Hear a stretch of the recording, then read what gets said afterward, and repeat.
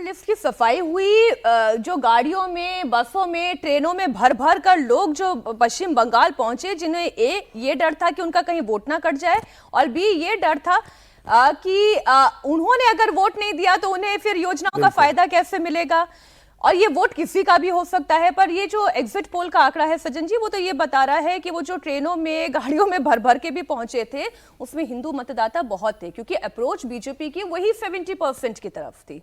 निश्चित तौर पे। और देखिए, हालांकि दोनों पार्टियों ने प्रयास किया। जो मुस्लिम माइग्रेंट्स थे जो गए, वो इस कारण से गए कि एसआईआर को लेके उनके अंदर एक असुरक्षा की भावना पैदा की गई थी, टीएमसी या रूलिंग डिस्पेंसर, तो वो अपने उसके कारण गए। जो हिंदू मतदाता थे उनमें थोड़ा बहुत आंशिक तौर पे एसआईआर वाली भी बात रही होगी, लेकिन एक इस बार एंटी इनकम्बेंसी का सेंटीमेंट था, एंटी टीएमसी सेंटीमेंट था, और वो लोग भी बढ़ चढ़ के गए हैं। तो ये है कि माइग्रेंट आप एनसीआर रीजन में देखें, बेंगलोर में जाएं, मुंबई में जाएं, हर जगह से वही रिपोर्ट आ रही है, और उसकी मिक्स डेमोग्राफी है, कुछ हिंदू भी थे, कुछ मुस्लिम भी थे।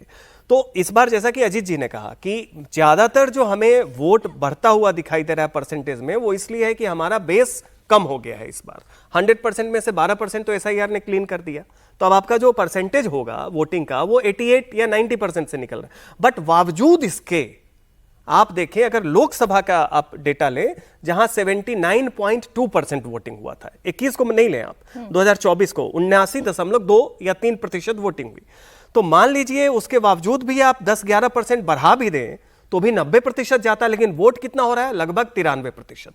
मतलब कि एसआईआर को फैक्टर करने के बाद भी 2.5 से 3%, जो एक बड़ा नंबर है एक ऐसे राज्य के लिए जहां ऑलरेडी ज्यादा वोट देने की प्रथा है, 2.5 से 3% लोग गए। ये दिखाता है कि दोनों के कोर सपोर्ट बेस वो जम के वोट किया है, चूंकि बीजेपी का कोर सपोर्ट बेस और जो ग्राउंड सिनेरियो है कि इस बार पोलराइजेशन था, वो 65 से 70% की ओर जाता है। इसलिए इस बार तो वोटर भी बहुत वोकल था।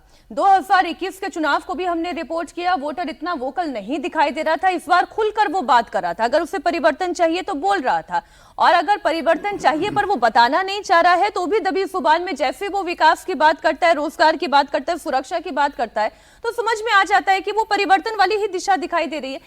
साउथ कोलकाता की एक बार हम बात कर लेते हैं। बंगाल में इस बार सबकी नजर साउथ कोलकाता की भवानीपुर सीट पर रही, जहां ममता बनर्जी का मुकाबला शुवेंदु से है।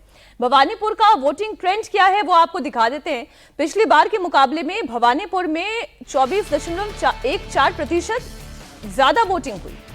अब साल 2021 में देखें, भवानीपुर में शुवेंदु अधिकारी ये दावा कर रहे हैं कि इस बार का वो चुनाव वो जीतने वाले हैं, लेकिन ये वोटिंग परसेंटेज आपके सामने है, 24% से ज्यादा बढ़ चढ़कर इस बार जो आप देखें मतदान हुआ है। इसलिए शुवेंदु अधिकारी ये दावा कर रहे हैं कि 20,000 वोट से वो चुनाव जीत रहे हैं। एक और बयान उनका आपको सुना दूं।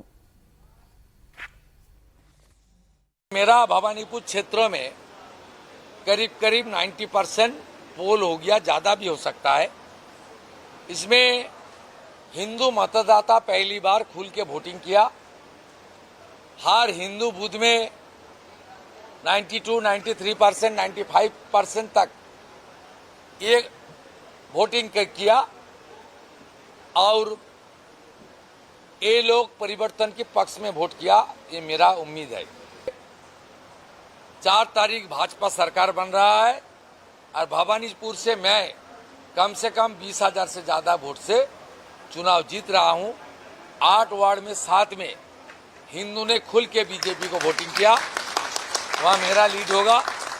एक मुसलमान बहुल वार्ड में ममता जी का लीड होगा। इसमें प्लस माइनस में मेरा ही बढ़त रहेगा या कमल खिलेगा।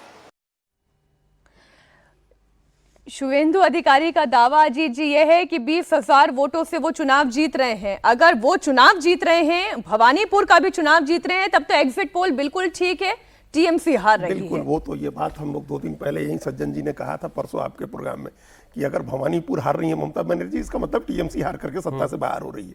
इसमें कोई संदेह नहीं, इसमें कोई डाउट नहीं है।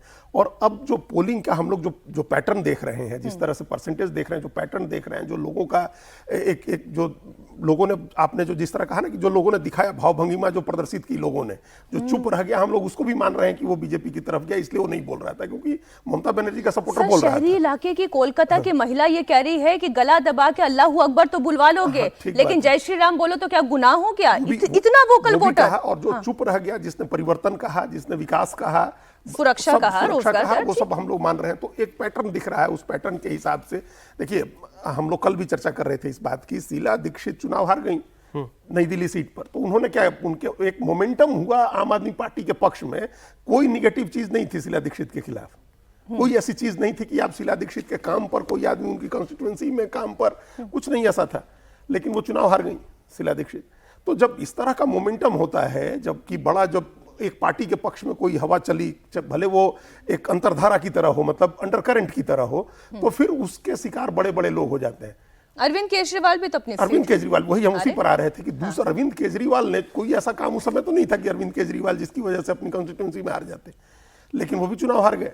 तो ये जब इस तरह का एक मोमेंटम होता है, तो बड़ा नेता भी शुभेंदु के दावे चुनाव पर हार लेकिन जाता है। टीएमसी जबरदस्त पलटवार कर रही है। कमरहाटी से टीएमसी प्रत्याशी मदन मित्रा ने कहा कि शुभेंदु अधिकारी नंदीग्राम और भवानीपुर दोनों सीट हारेंगे। शुभेंदु वो 2 थप्पड़ खाएगा, एक नंदीग्राम की थप्पड़, एक भवानीपुर की थप्पड़। निश्चित रूप में ममता बनर्जी आ रहे हैं, वो भी लगभग 200 पार करके ही आ रहे हैं।